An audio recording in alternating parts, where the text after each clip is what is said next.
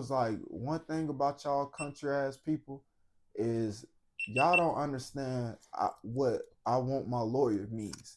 And she was just like, okay, y'all can book him now. Yeah. And it's like, okay, hold on. Let's back up a little bit. Because you volunteer to throw something over the fence at the prison. What are you throwing over the fence? So initially, I was supposed to throw everything over the fence. When you say everything, what is everything? Cell phones, cigarettes, weed, meth, everything. And I was just like, hell no. I said the only thing I'm throwing over the fence is cell phones and cigarettes. I can explain this, but I can't explain this if I got weed and meth and all that. Are you on paper? I'm on paper. You on paper, and I think I got 3 more years left on papers at this time. And even though did you look at the grid for this? Yeah, that's why I did it. That's 35%. That's a non-violent charge. So is that why you said no drugs? Yeah, because that could be looked at as trafficking. Right. Because technically it is. You're going to city, and then if they really wanted to, because you're on prison, it can become federal. It can get I'm weird. good on that shit. Yeah. Okay. So then how do you get out here? They hired a driver. Had a white fat girl driving. That's your thing. No, I ain't want nothing to do with her. So she drove you out. How long is this drive? This drive is like 2 hours. I was working at Tip Top at nighttime, so she came and picked me up, and we rode over there. I had got everything I needed before then. Like I had went to the smoke shop and got everything I needed before then. And then we had wrapped everything up when it was time. Before I got there, we threw everything over I tried to throw things over the fence, but she didn't listen to the instructions. So he told her to drive in the back, to drive in these certain apartments. Okay. She didn't drive in them certain apartments. She dropped me off on the side of the prison. Now, had y'all drove out here prior to having any contraband on here? Y'all just... I ain't know nothing about it. No walkthrough, no none of that. Bro, you know when you young, bro, you don't have no fear. See, now, when you get in your 30s, you become scary ass. Nothing to do with that. Especially when you done a whole bunch of time. Right. So you walk us through that evening or that night or morning. What time of day is it? So I got there. She came and picked me up at like 6. We got there around 8:30, 9. At night? No, in the morning.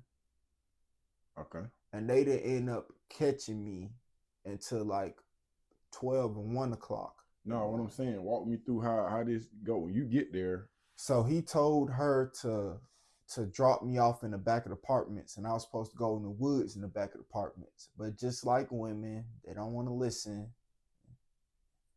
She ended up dropping me off at the side of the apartment, the side of the prison, and she ended up parking at the overflow of the prison. What's the overflow of the prison? Like so you got the prison where you park, and then they got like a little spot, like a little square little spot to where that's the overflow. So technically you're parking on their fucking their property. Do you realize this afterwards or? No, I ended up figuring out how they got wind of me because I read my discovery. Okay. And then she told them when they was looking for, so they had seen me on the camera, so they started looking. And when they started looking, they had went to her and they had asked her, what you doing over her? She said that she's getting ready. She's having a mental breakdown. She's getting ready to check herself into the Central State Hospital. But the Central State Hospital has been closed for years. That's came the red flag. She already had that lie waiting on her. She'd been talking about if something happened, she was gonna do that on the ride there. But she ain't really. It would have been good if that shit was still open. but it wouldn't open. It might have helped. It might have helped. So you get out, you're essentially in another part of the parking lot of the prison. Do you throw the stuff over the fence? I don't get a chance to throw it over the fence. Why not? Because the white truck keep coming, and at first I was at the wrong side. I was at Baldwin State Prison instead of Riverbend. And hold on, you at the wrong prison? Yeah, because they right next to each other. If she would have did what he said, we would have been okay. But she didn't do what he said. And you're aware that she's not doing what he said. Yeah. But you don't learn this until afterwards. I don't learn this till afterwards. And when I start, well, I know that, but she's like, tell him I'm not doing it and this and this and that. And I'm looking at her like, bro, you getting paid, bro. He paying you $1,200 just to drive and sit in a fucking car. And you over here saying what you ain't and you are and you ain't gonna do. Yeah.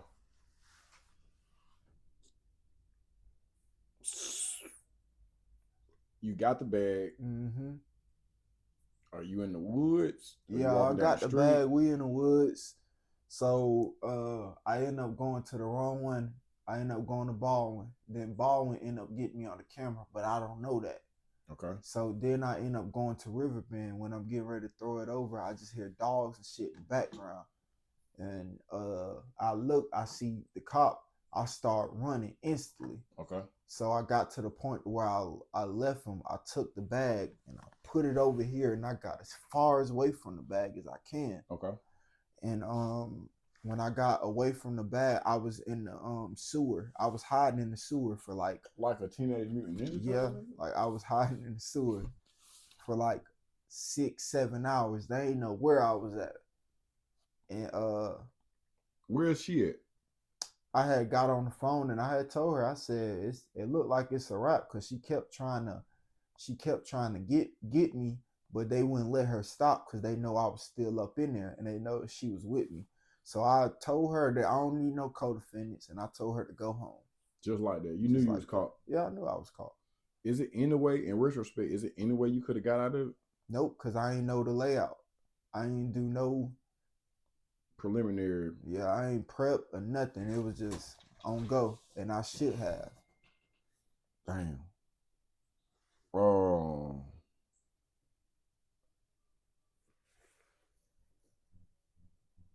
Let's see. 1 second. Take everything except the gas. I got somebody trying to sell me some things except gas. All right. So when they get you in custody, is there an ass whooping to come along with this, or it's a pretty... No, it wasn't no ass whooping, but I just remembered the dude, he was like, because I was bigger. I think I was about 240, 250. Yeah. But I always been quick for my size. And when they seen who was running, the dude. So, okay, so before they got me, they were yelling in the woods. They was like, hey, Pierce, you want to bet us a nigger? And I was scared. So, because I was gonna eventually say, it's wet, it's cold outside, it's around February, I'm ready to go in. Yeah. And when I heard that, I was like, nope. Hell no. And then I remember the lady saying, watch your fucking mouth, my daughter's black. And I was like, and I had it in my head, if I do go in, this is who taking me in, because the rest of these boys, they gonna kill me. Yeah. So when I thought everything was okay, I got out the sewer, and I remember just walking, and the dude, he had a 357 Magnum. Yeah, 357 Magnum. It's a revolver. It was silver. I know this ain't police. This his own shit. So he ended up putting the gun up, and he was like, and he was like, freeze before it be watermelons every fucking where. What? Like watermelon juice. Like that's what he said. So I had my hands up. I was like, please don't shoot. Please don't shoot. And he put me in handcuffs. And when we got to the road, I told him I ain't going nowhere if she can't arrest me. And she was like, what you mean? I was like, I was like, you officer, I said, you the female that said you got your daughter's black, right? Mm-hmm. She was like, yeah. I said, I'm not going nowhere because I don't know which one of these white boys called me a fucking nigga. I was like, I'm not going nowhere with him. Y'all going, I'm gonna make y'all shoot me out here. And she was like, the white dude was like, I ain't got no problem with doing that if I got to. Mm-hmm. And the officer was like, nope, y'all know what y'all said. I ain't gonna say who said it. We just gonna keep him. He gonna come with me and we gonna kill this. So I went with her and yep, that was pretty much my first time being in there. And then within my they did a crib. This is during COVID-19. So they did they had put me in the cell by myself for 5 days, 5 to 7 days to quarantine me. And then I went to population when I got into it with the Bloods in there. They wanted me to go on the door. You got into it with the Bloods? Yeah, I got into it with 17 Bloods. They wanted me to get on the door. Wow, how did you get into it with them? So they asked me what I was, and I was like, shit, I'm Crip.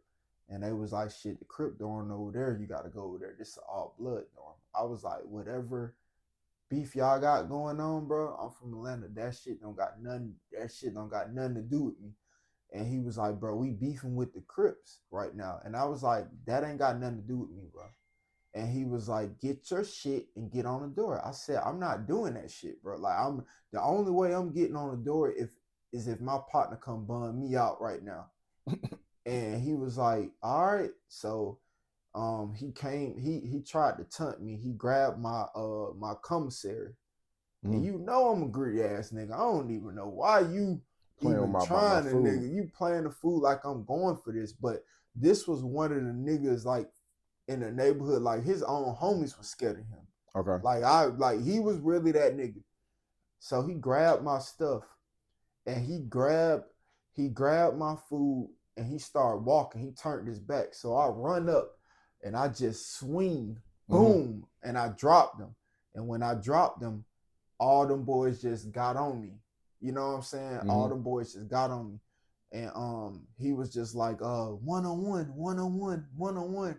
Give me, I want my fucking one. He was mad about that shit. Yeah. So we go in there, start fighting again, get the best of them. All them boys come in there and jump because you not finna get no one. You not really finna get no one-on-one. Like I kind of know this at this point. Yeah. But I'm mad because I'm like, damn, bro, why'd I gotta fight these? Like I'm in my head, I'm having a teenage conversation with myself. Yeah. I'm like, damn, bro, why I gotta fight these niggas? I'm finna have to fight these niggas every fucking day. They on the bullshit. One thing I like about them niggas, other than that bullshit ass set tripping that they did, them niggas was programming right. Yeah. Like they wouldn't let no punks in the dorm or none of that. Like you couldn't, like if they knew not to put no punks in that dorm. Right. They would put niggas on the door. They had their own thing going on.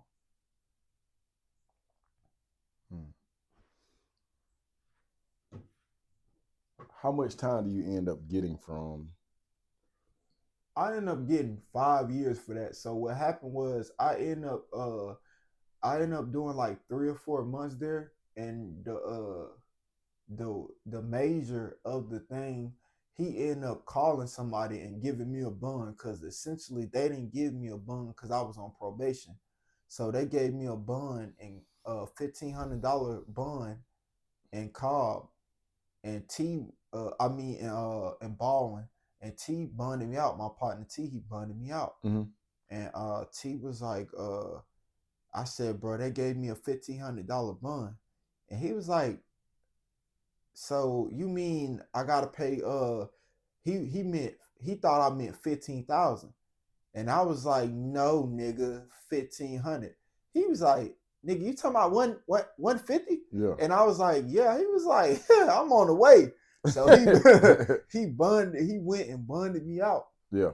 And then I had Cobb. He was like, Cobb might come get you. I said, yeah, I got a hold. Don't even come down here. Yeah. So Cobb came and got me in the middle of the night, bro. It wasn't even a half a day. Like Cobb do not play. Yeah, they came and got me. So when they came and got me, when Cobb came and got me, I stayed in there for like another 3 months. And then I just woke up one day because this still during the height of COVID-19. I just woke up one day and they say, you out, you released. Hmm. And that was it. And I looked on my thing, I still got my paperwork. They said that my first offenders was still intact.